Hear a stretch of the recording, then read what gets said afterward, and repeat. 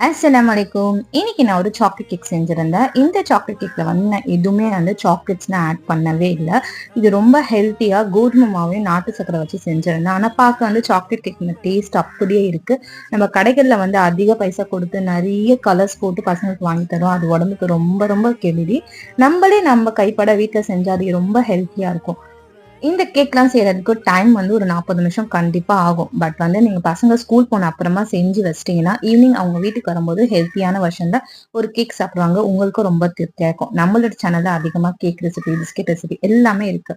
இது வந்து நம்ம வந்து ஸ்டவ் டாப்ல செய்யற மாதிரியும் இருக்கு, ஏர் ஃப்ரைல செய்யற மாதிரியும் இருக்கு. ஒரு தடவை ட்ரை பண்ணி தான் பாருங்களேன். உங்க பசங்க வந்து அப்படியே அடிமை ஆயிடுவாங்க இந்த சாக்லேட் கேக்ஸ்லாம். நான் கட் பண்ணி வச்சு 20 நிமிஷம் தான் ஆகுது. டப்பா ஃபுல்லா காலி.